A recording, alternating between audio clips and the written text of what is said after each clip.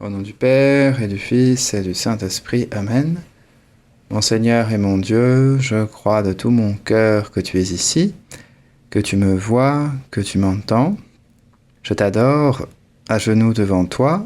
Je te demande le pardon de mes péchés et la grâce de faire avec profit ce moment de prière. Ma Mère Immaculée, Saint Joseph et mon ange gardien, intercédez pour moi. Plusieurs sites peuvent prétendre être les sites des villes les plus anciennes du monde. Et alors, ce sont des sites où les archéologues cherchent et trouvent des restes de palais, de temples, de restes d'habitations, de restes d'écritures très anciennes sur des tablettes d'argile. Et parmi ces villes ou ces sites, il y en a un qui a une importance toute particulière, puisqu'il s'agit de la ville d'Ur en Chaldée. C'est une ville de la Mésopotamie, actuelle Irak. Et pourquoi cette ville est si importante? Parce que c'est la ville d'où est originaire Abraham. Et nous nous adressons à Jésus, nous disons à Jésus, de cette ville est issu un de tes illustres ancêtres, celui qui a reçu le nom de Père d'une multitude de nations. Et Jésus, nous savons que la foi est importante. C'est la foi que tu as louée, que tu as appréciée chez Abraham. Tu as dit dans ta parole, avec l'épître de Saint Paul, que Abraham eut foi en Dieu et il lui fut accordé d'être juste. C'est cette foi d'Abraham, Seigneur, qui a été héroïque parce qu'il s'est trouvé dans un environnement qui était assez hostile. Ses contemporains avaient d'autres croyances. Ils n'étaient pas du tout favorables à la foi au vrai Dieu. Ils pratiquaient la magie. Ils avaient beaucoup de pratiques de divination, c'est-à-dire qu'ils essayaient de trouver l'avenir avec des signes, par exemple en regardant les entrailles des animaux, et ils essayaient de détecter l'avenir à partir de ça. Et Jésus, nous te disons, nous voulons être fidèles même si notre milieu est opposé à la foi, ou même si nous côtoyons des gens qui sont matérialistes ou qui ont complètement oublié la foi ou qui pratiquent même des choses plus curieuses, des rencontres de spiritisme ou autres pratiques magiques.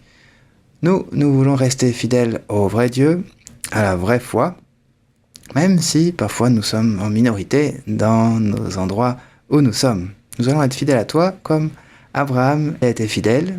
Il a écouté la foi, l'appel de Dieu, et il est parti. Il est parti ensuite dans la terre d'Israël, la terre que le Seigneur lui avait donnée, et le Seigneur l'a comblé. Il a fait de lui le père d'une multitude de nations. Et Saint Paul précise dans sa lettre que ceux qui se réclament de la foi sont bénis avec Abraham le croyant. La foi que nous professons est à l'origine d'une bénédiction de Dieu. Dieu nous bénit, Dieu nous veut du bien, il prend soin de notre vie, de nos vies, et nous pouvons nous demander, Seigneur, quelle est cette foi? Quelle est cette foi qui nous vaut une bénédiction de ta part? C'est la foi que nous avons exprimée au moment de notre baptême, la foi de l'Église. Un des ministres de l'Église nous a interrogés ou a interrogé nos parents et nous avons répondu « Oui, je crois ». C'est important que cette profession de foi soit faite sous la forme d'un dialogue parce que ce dialogue manifeste le fait que c'est pas nous qui inventons quelque chose, qui allons piocher parmi tout un catalogue des choses à croire. Non, c'est une acceptation qui nous est venue depuis une communauté, depuis l'Église, depuis 2000 ans, que les croyants se transmettent la vraie foi, et nous acceptons. Nous, avec notre profession de foi, oui, je crois, nous avons nous aussi la foi. Cette foi d'Abraham dans le vrai Dieu, dans le Dieu unique. Nous avons maintenant, grâce à ta venue sur la terre, beaucoup plus de connaissance de l'intimité de Dieu. Nous savons que Dieu est Père, Fils et Saint-Esprit. Mais nous croyons, nous sommes dans cette continuité-là, cette grande famille des croyants, qui depuis Abraham a continué jusqu'au Christ et maintenant qui continue avec cette foi que nous professons. Il y a au IIIe siècle un témoignage très ancien, celui d'Hippolyte de Rome. Il y avait un rituel un petit peu différent pour le baptême. Et donc le baptême s'effectuait au même moment que la profession de foi. Actuellement, c'est d'abord la profession de foi et ensuite le baptême. Et alors lui, il a laissé cet écrit, ce rituel qui disait d'abord le prêtre demande à celui qui reçoit le baptême: crois-tu en Dieu, le Père Tout-Puissant? Et celui qui est baptisé répond: j'y crois. Le prêtre le baptise alors une fois, sa main posée sur la tête, puis le prêtre dit: crois-tu au Christ Jésus, le Fils de Dieu, qui est né par l'Esprit Saint de la Vierge Marie, est mort, a été enseveli, est ressuscité des morts, le 3e jour est monté aux cieux, est assis à la droite du Père, viendra juger les vivants et les morts? Le baptisé dira: j'y crois. Et le prêtre le baptise une seconde fois. Le prêtre lui demande de nouveau: crois-tu au Saint-Esprit, en la Sainte Église et pour la résurrection de la chair? Et le baptisé dira: j'y crois. Ah, Jésus, je veux avoir cette foi que j'ai reçue, que j'ai professée, que je professe tous les dimanches. Et c'est important de considérer toujours cette foi comme une foi qui me fait rentrer dans l'Église. Jésus aide-moi toujours à être bien conscient que cette foi nous unit, que cette foi nous rassemble. Ce n'est pas juste une chose privée, une chose individuelle que chacun pourrait faire comme il l'entend. Non, c'est quelque chose qui nous rassemble. Nous disons autrefois dans l'Église, le baptême c'est un événement qui réjouit toute la communauté.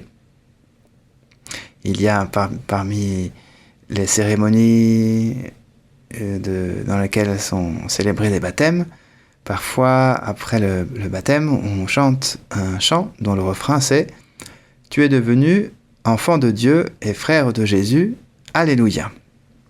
Et ce refrain peut nous aussi nous rappeler à la mémoire cette grande communauté dans laquelle nous appartenons maintenant, une communauté de toutes les personnes qui sont bénies spécialement par Dieu, que Dieu veut spécialement du bien pour tous ces baptisés, tous ceux qui avons accepté la foi de l'Église.